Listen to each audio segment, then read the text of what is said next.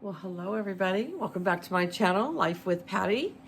I think from now on, when you see me behind my bookshelf here, like I have a little bit of books here because I just started this. I used to read all my books and then I would give them away, and now I'm wanting to save them. So like from here over this way, not a whole lot, are books that I've read and I'm saving.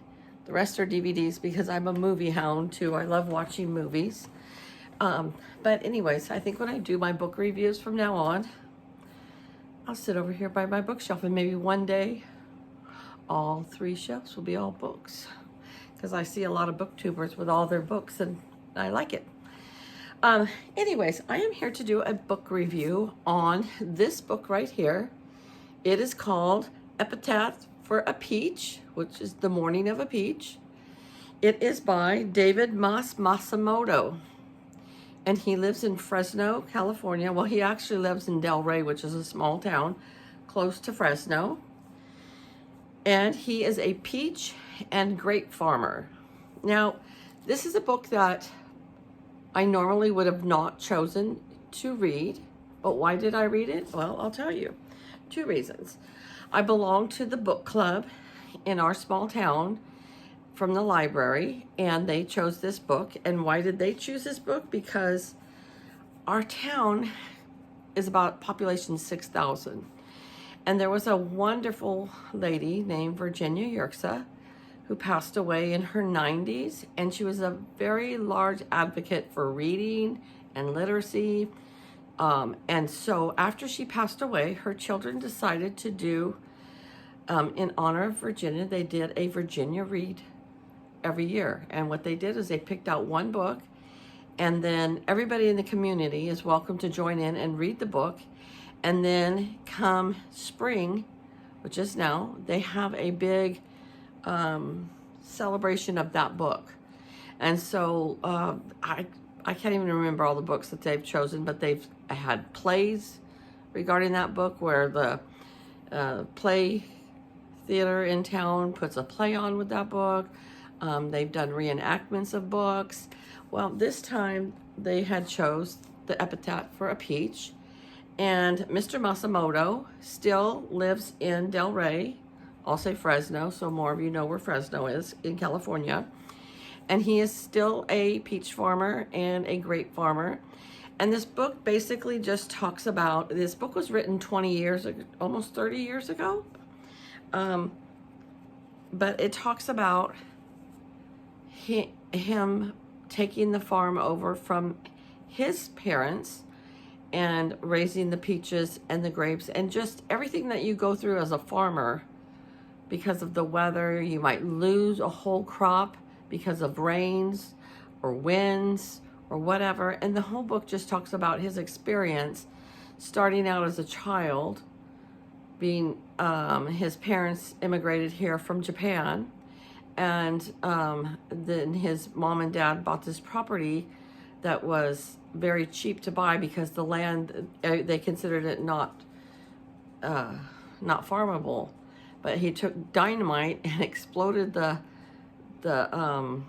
ground and took out all those rocks and pulled them out and brought in fertilizer, mostly being horse and chicken and cow manure, and tilling it into the ground and making good ground to grow crops in. And the father started raising peaches and grapes. And it just talks about everything that Mr. Matsumoto went through with this. Now he's probably, I would say, in his 70s now, and now his children have taken over the farm and are raising the peaches and the grapes. And so at first I thought, okay, it's just a story about him being a farmer.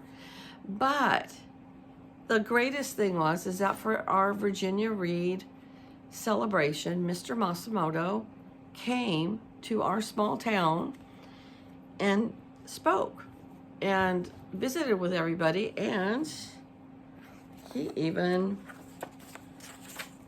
autographed my book.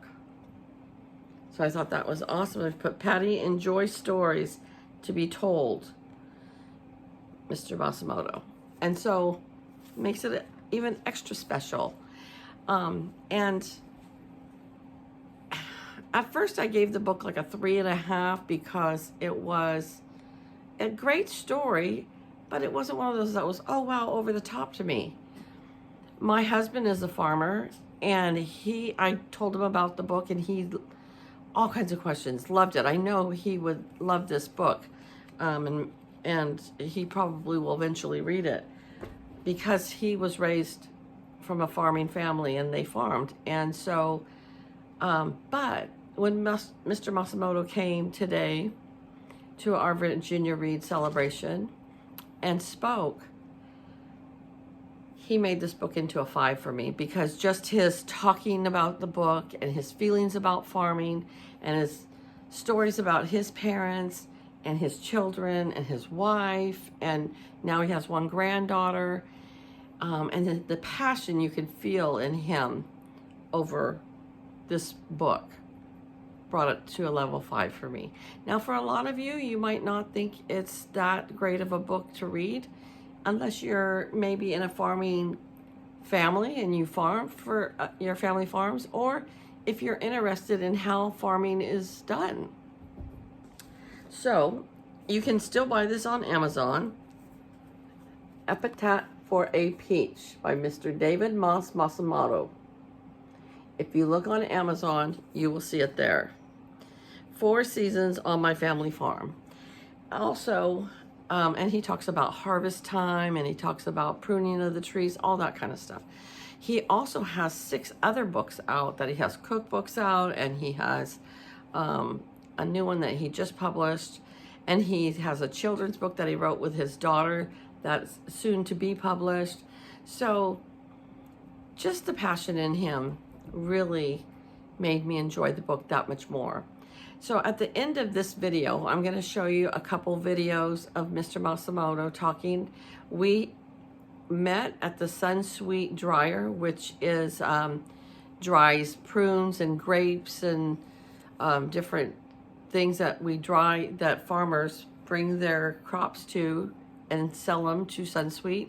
And you might pick up Sunsweet dried prunes or different fruits in your grocery store that was mass marketed right here in our small town. So if you look at your prunes or whatever, see if it was from Sunsweet. And that's from the dryer that we met at. He wanted to meet there because that's kind of like a, I don't know, it's just somewhere that fits into his story and what he likes. So I have 2 videos, very short videos, I'll splice them together, of him talking about his book. One video he's quoting his book, a quote about tasting a ripe, sweet peach that just dribbles down your chin, and how much is so delightful to him. I also have some pictures I put in there. One of our local families, their daughter is in her 30s, and she does a lot of pottery and ceramics, and she made him, it looks like a ceramic wine jug, and she painted it and shellacked it, and she gave that to him, and he really, really liked it. And so I have a few really great pictures of him holding it up, and then you'll see a couple pictures of him with my friend signing her book, and then a couple pictures of him with me and him signing my book. He was such a gracious host, and he was so accommodating to everybody. I didn't go last night to the book club meeting with, and I didn't know Mr. Matsumoto was going to be there. My friend Jerry, she did go.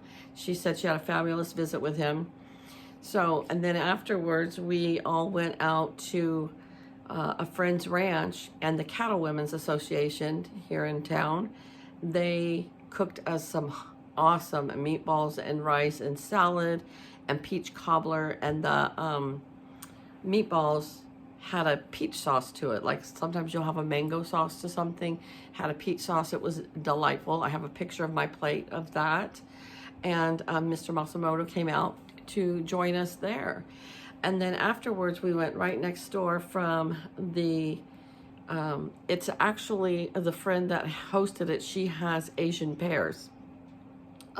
She has a whole orchard of Asian pears, and they are all in blossom now. So you could take a walk through the orchard with Mr. Matsumoto, and he explains about how the wind sings to you if you just be quiet and listen to the wind, and you can hear it singing to you, and just to go through the orchards.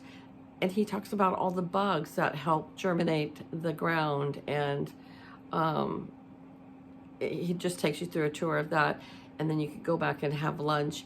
And then next door to them, when I say next door, it's down a half a mile, another friend has her art gallery there. She took and bought an old barn and turned it into her art gallery, and she had a wonderful artist there by the name of Patricia Tauser. She was there with her artwork today. So I took a few pictures of Patricia's artwork that she was displaying there in the gallery. And it was just a great afternoon. I enjoyed myself so much. I had to get up early on my day off and take off running, but I had a great time and I wanted to share it with you. So, like I said, after I'm done talking here, I'm going to splice in a couple of those videos of Mr. Matsumoto, and then some pictures of our day with him with the book signing, and then with the luncheon we had from the Cattle Women's Association, and then going next door to the art gallery. So this is one thing when you live in a small town that you're blessed with. Big cities have wonderful art galleries and all kinds of things in big cities.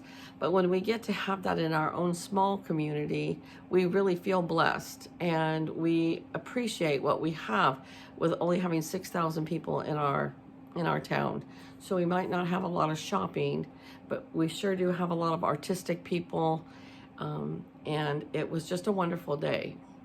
So thanks you guys for joining in today. I hope that you enjoyed this book review. I will be doing a book review soon on this book called The Four Winds by Kristen Hanna. A lot of you probably know Kristen Hanna because she's written a million great books. A million, I don't know how many books, but she's an awesome author, and I am totally enjoying this book. Bobby Joe, if you see me with this one, this is one that definitely needs to go on your to be read list. And I am on chapter 10. I've been reading just one chapter a night because I was trying to get through this book before I went today. So yeah, so I will be back with another book review soon. I hope that you guys have a great day, and the rest of your weekend is blessed, and I shall talk to you later. All right, bye guys. Pleasure to be here. And by the way, this zine is really, really amazing. And for those authors that are here and any of the illustrators, have them sign your book, because it's an opportunity for that. And I know as an author, it's always a thrill to have that kind of connection that stays with the publication for a while. Juicy peaches. When you wash that treasure under a stream of cooling water, your fingertips instinctively search for that gushy side of the fruit. Your mouth waters in anticipation. You lean over the sink to make sure you don't drip on yourself. Then you sink your teeth into the flesh, and the juice trickles down your cheeks and dangles on your chin.